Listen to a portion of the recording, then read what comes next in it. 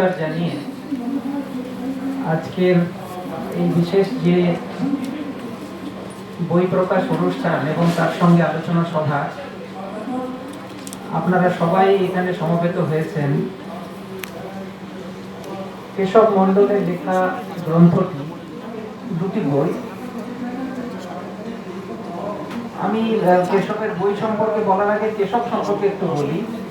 এটা হচ্ছে, কেশবকে আমি অনেক প্রায় 2 দশকের বেশি সময় থেকে চিনি। বিদ্যাসাগর বিশ্ববিদ্যালয়ে রাষ্ট্রবিজ্ঞান বিভাগে ও গবেষণা করেছেন প্রফেসর অনিল কুমার জানার তত্ত্বাবধানে। তো প্রায় কোন সময় পিএইচডি করেছো তুমি? হ্যাঁ, 2007 সালে। তো আমি সেই সময় থেকে দেখছি যে কেশব কিন্তু কোনো সময় চুপ থাকে না। কেশব অক্লান্ত পরিশ্রম, ছোটাছুটি খুব করে এবং লেখাপড়া নিয়ে থাকাটাই ওর পেশা। এবং এরকম একটা কেশব মণ্ডল যে বিদ্যাসাগর বিশ্ববিদ্যালয়ে পিএইচডি করার পরে একটা প্রতিষ্ঠানে রয়েছে এবং সেখান থেকে একের পর এক বই প্রকাশ করে যাচ্ছে। এবং তারপর এই যে বইটা আজকে প্রকাশিত হলো, এই বইটা সম্পর্কে বলার আগে আমি জাস্ট কয়েক মাস আগেই একটা বই আমি পড়েছি এবং সেটা রিভিউ পাবলিশ হয়েছে রামকৃষ্ণ মিশন বুলেটিন অফ কালচারে। সেই বইটাতে উইলিয়াম ড্যালরিম্পলের বই the golden road, how ancient India transform the world. এই যে উইলিয়াম ড্যালরিম্পল দেখাবার চেষ্টা করছেন যে ভারতের যে অতীত, এনশিয়েন্ট ইন্ডিয়া যেটাকে আমরা বলি, সে প্রথম 1000 বছর গ্রিক সভ্যতার সময় থেকে, তো সেই সময়টাকে বেশিরভাগ ক্ষেত্রেই আমরা গোল্ডেন রোড বলি। তো সেই গোল্ডেন মানে একটা রিচ কালচার এবং ট্রেডিশনস আমাদের কিন্তু একটা ফাউন্ডেশন আমাদের দেশের, আমাদের সোসাইটি তৈরি করে দিয়েছিল। তো ড্যালরিম্পল সেই জায়গাটাকে মাথায় রেখে যে ভারতবর্ষ যে সারা পৃথিবীকে কিভাবে ট্রান্সফর্ম করছে, তো আজকে এখানে এসে কেশব মণ্ডলের এই যে বই আজকে যেটা প্রকাশিত হলো, India's development policy from pre independence to post independence, এই যে একটা বিশাল ক্যানভাস কেশব কভার করেছেন, এটা সত্যি অভিনন্দনযোগ্য। এই কারণে যে ভারতকে বুঝতে গেলে বা জানতে গেলে শুধু বর্তমান ভারতকে জানলে হবে না, ভারতের অতীত, ভারতের মধ্যযুগ, সেখানেও দেখলাম কেশব একটা খুব সুন্দর চ্যাপ্টার কভার করেছে। সেটা হচ্ছে invasion and exploitation of foreign rulers in India. তার মানে কি, আমরা যে বিভিন্ন সময়ে এক সময় গোল্ডেন পিরিয়ডের মধ্যে ছিলাম, তারপরে সেখান থেকে ফরেন ইনভেশনের আন্ডারে এসে আমাদের সংস্কৃতি কিছুটা হলেও বাধাপ্রাপ্ত হচ্ছে, আমাদের যে উন্নয়নের ধারা, উন্নয়নের যে মডেল, সেটা ডিস্টার্ব হচ্ছে। সেই বিষয়টা কেশব খুব সুন্দর। এবং কেশবের লেখার মধ্যে একটা জায়গা আমার খুব অনুপ্রাণিত, যে সেটা হচ্ছে, আমি খুব সম্প্রতি সংস্কৃত কলেজ এবং বিশ্ববিদ্যালয় থেকে রিজাইন করে ভাইস চ্যান্সেলর পজিশন থেকে আমার ডায়মন্ড হারবার বিশ্ববিদ্যালয়ে ফিরে গেছি। তো সেখানে ম্যাক্স মুলারের নামটা খুব বেশি শুনতাম। আর আজকে কেশব মণ্ডল তার বইটা শুরুই করেছেন ম্যাক্স মুলার এর মতন একজন বিশিষ্ট স্কলার, জার্মান স্কলার, যে তার দ্বারা অনুপ্রাণিত হয়ে কেশব এই বইয়ের লেখাটা শুরু করছে। ওকে সত্যি আরেকবার বড় অভিনন্দন জানাচ্ছি আমরা সবাই অকণ্ঠ। তৃতীয় বিষয় হচ্ছে যে এই বইয়ের মধ্যে প্রি ইন্ডিপেন্ডেন্স পিরিয়ড তো আছেই, এবং পোস্ট ইন্ডিপেন্ডেন্স পিরিয়ডে যে কতগুলো ফেজের মধ্যে দিয়ে ভারত অতিবাহিত হয়েছে, ভারতের যে ডেভেলপমেন্ট মডেল, এটা কিন্তু একটা লিনিয়ার প্রসেসের মধ্যে দিয়ে আমরা এগোচ্ছি না, এটা আমরা সবাই জানি।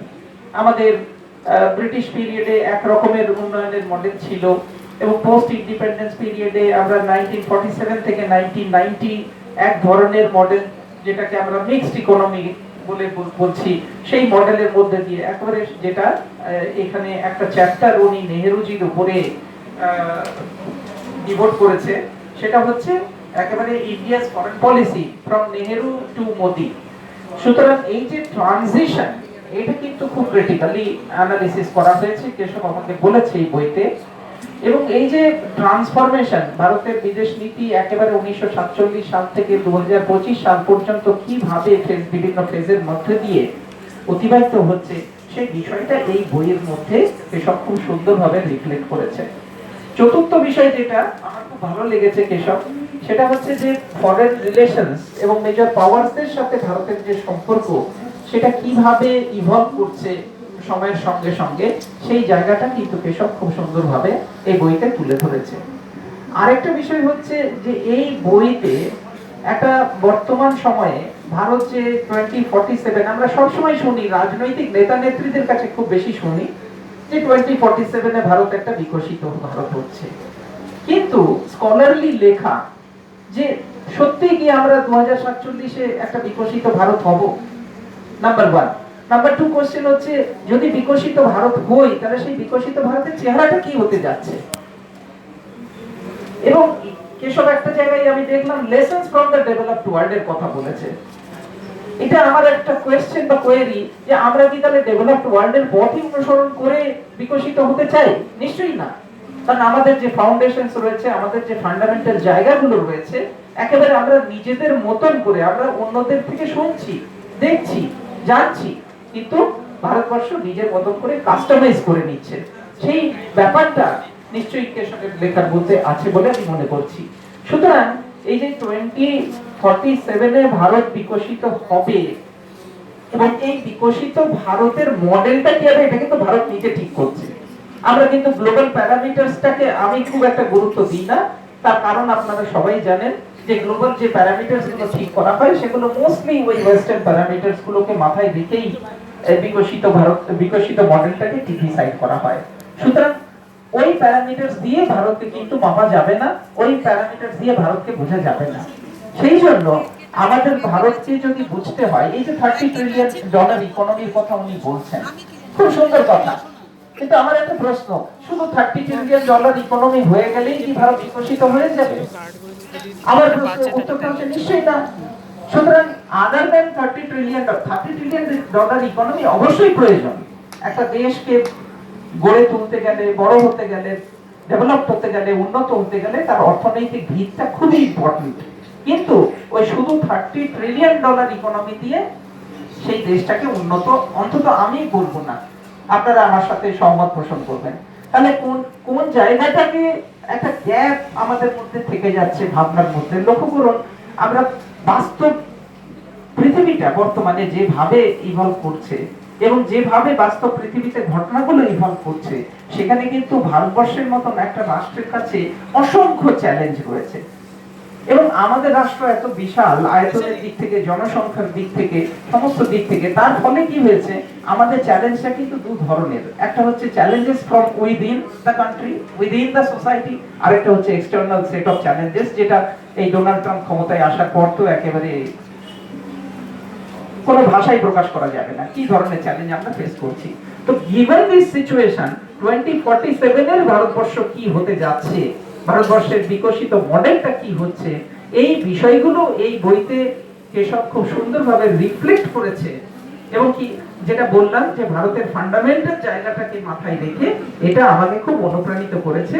এই জন্য আমি আমার পক্ষ থেকে এবং আমার পাশে চারিদিকে যে গ্যালাক্সি অফ স্টলওয়ার্ডসরা রয়েছেন আমার সাথে মঞ্চে এবং আমার মঞ্চে আমার সামনে যারা রয়েছেন, আপনারা, আপনাদের সবার পক্ষ থেকে আমরা আসুন কেশব মন্ডলকে আরেকবার খুব জোর দিয়ে করতালি দিয়ে তাকে অভিনন্দন জানাই।